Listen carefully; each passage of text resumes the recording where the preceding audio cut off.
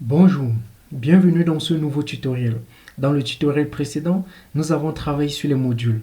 Dans ce tutoriel, nous allons travailler sur les fonctions d'ordre supérieur.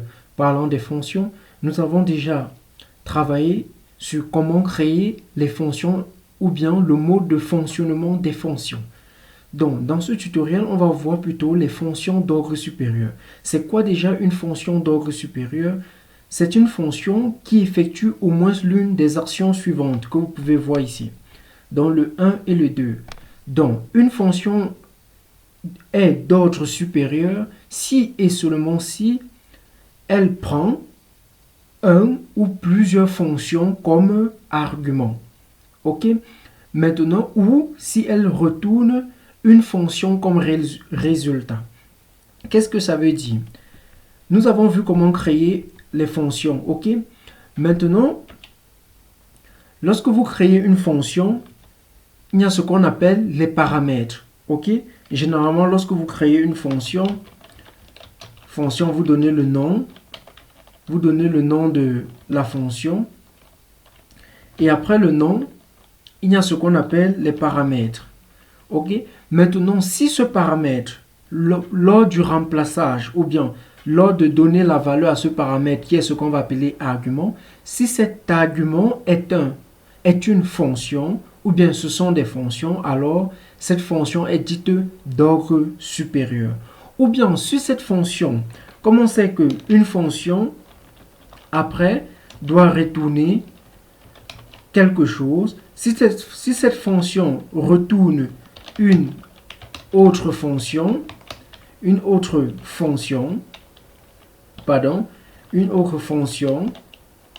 on va dire que c'est une fonction d'ordre. Voilà. Donc, comme vous avez déjà compris le mode de fonctionnement ou bien ce que c'est qu'une fonction d'ordre supérieur, nous allons voir quelques exemples. Ok? Bon, permettez-moi de vous montrer ce qu'on va utiliser. Voilà, nous allons utiliser ces données, ok? Nous allons utiliser ces données pour travailler. Et ces données, je les ai prises sur... laissez-moi vous montrer.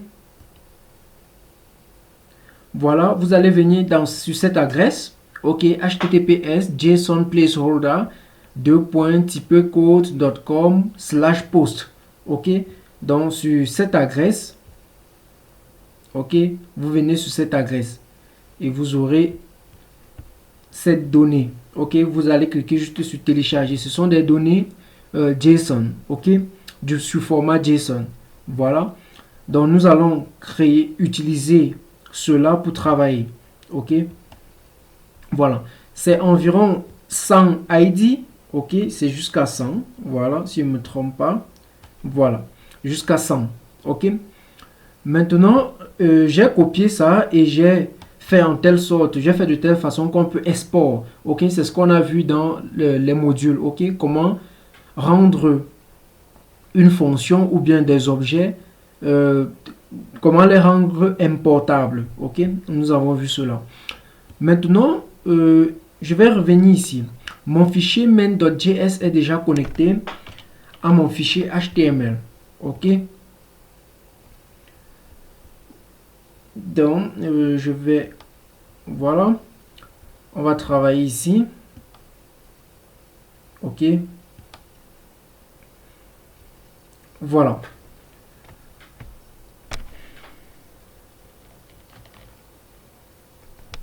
Maintenant, première chose à faire, je vais import. Ok. Je vais import post. Voilà. Voilà. Donc, ce que je fais import post from. Ici, là, c'est .js. Ok. Voilà. Donc, c'est ce fichier où il y a nos données que je viens d'importer. Maintenant, première fonction qu'on doit voir, c'est le for each. Ok. for each. Ok, on va voir cette fonction. Il fonctionne un peu comme une boucle, mais c'est l'une des fonctions que j'utilise. C'est l'une des fonctions d'ordre supérieur que j'utilise le plus et je pense que les développeurs JavaScript utilisent le plus. Ok, donc on va l'appliquer. Donc tout ce qu'on a fait, c'est dit par exemple post, ok, dot for each, ok, for each. Dans for each, désolé pour la sonnerie. Maintenant, après for each, on va juste mettre une variable ici, post, for each post. Donc, comme c'est une fonction, vous connaissez comment, je voulais dire un paramètre, pas une variable, for each post. Voilà. Maintenant, on peut dire par exemple, afficher ces posts juste à l'écran, dans la console, pardon. Je peux dire dans log. Ok, et je mets post. Ok.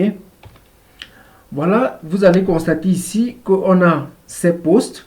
Ok, jusqu'à 100. Ok, si vous... Donc, on a tous ces posts jusqu'à 100. Ok. Donc, c'est ce que nous avons ici. Ok. C'est ce que nous avons ici. En fait, on vient d'afficher chaque élément. En fait, comment fonctionne le for each? C'est très simple. En fait, le for each veut dire pour chaque élément dans cette liste, affiche-moi cet élément tout simplement. Voici une liste et dans cette liste, on a des objets. Ok? Voilà. Donc, vous allez voir user ID, ID, title, tout cela. Ok? Donc, c'est très simple. Donc, maintenant que nous avons écrit cela, nous allons continuer. Je vais par exemple nettoyer la console. Je vais faire console.clear. Ok. Pour nettoyer la console. Maintenant que cela est fait, je vais prendre une autre fonction que je vais appeler filter. Je vais dire filter post. Voilà. Je vais appeler ça filter post égal à post dot. On va utiliser le filter. Ok. Maintenant, dans le filter, on va mettre le paramètre qui sera post.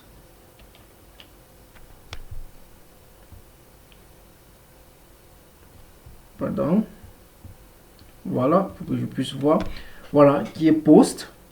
Maintenant, ici, tout ce qu'on a fait, c'est de mettre égal et celui-ci, tout simplement. Ok, comme on fait sur les fonctions. Ok. Maintenant, ici, je peux dire return. Je peux dire return post. Post dot peut-être user ID égale à 1. Ok. Donc, en fait, qu'est-ce qu'on fait ici? Je vous explique. On crée une fonction qui s'appelle filterPost. Qu'est-ce que cette fonction fait? Cette fonction filtre les données post que nous venons d'importer. Donc, ça filtre chaque objet dans cette liste. Ok, ça filtre chaque objet. Maintenant, on compare. On compare. Si un objet a pour user ID égale à 1, on le récupère. Ok, donc on retourne uniquement les utilisateurs dont le ID est égal à 1. Ok, donc si je viens maintenant ici, je fais console.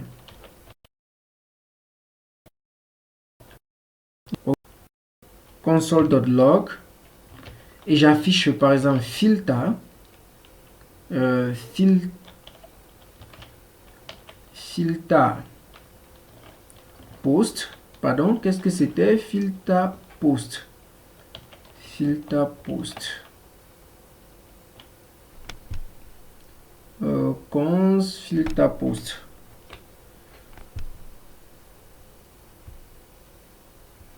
Non, pardon. C'est quoi ce que j'ai fait?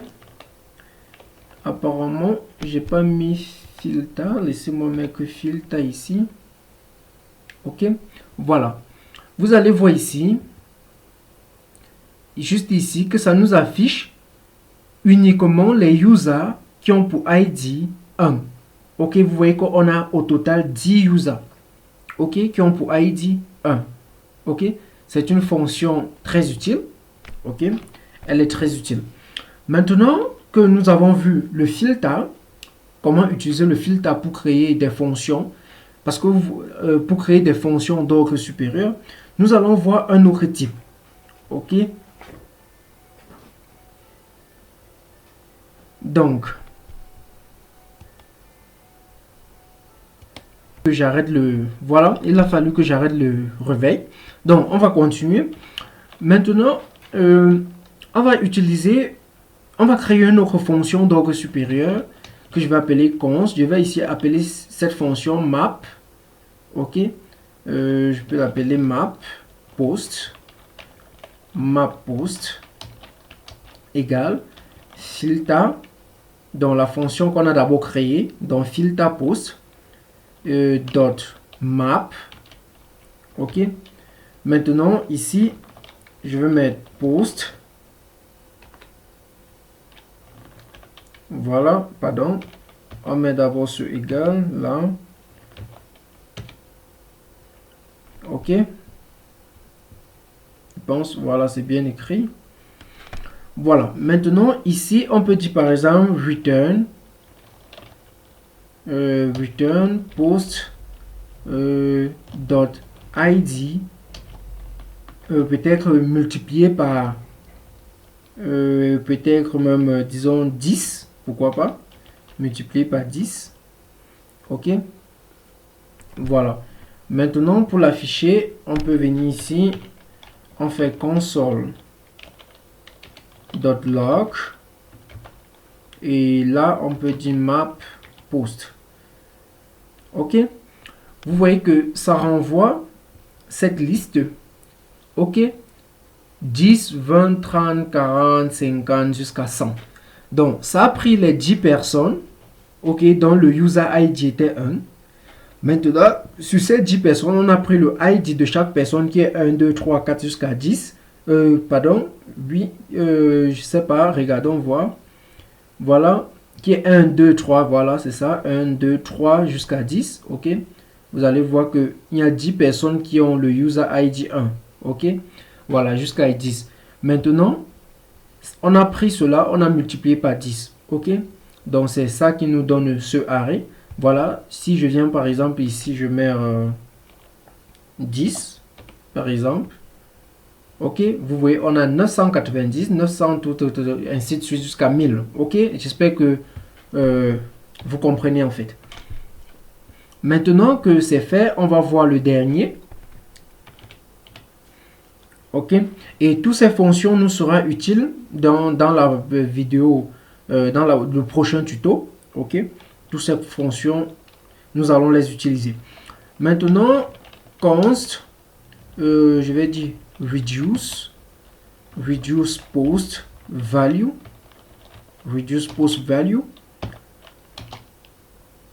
voilà. Donc j'espère que vous avez compris ce que le map fait. En fait, le map prend les données que vous précisez, ok, et le multiplie, donc fait en fait ce que vous dites, donc retourne ce que vous dites, mais ça map les données que vous décidez, ok. Voilà, maintenant ici on va dire map post dot, ok, on va dire reduce. Maintenant avec reduce, maintenant on va mettre sum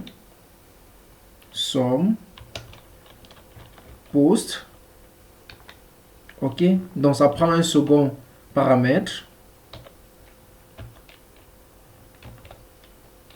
ok.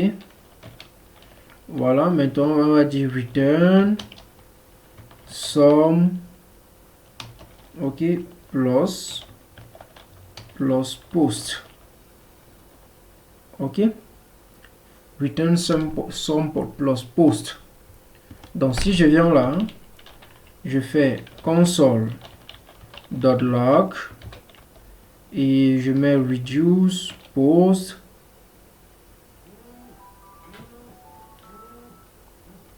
Ok, vous allez voir que ça calcule la somme de tous les posts, les map posts.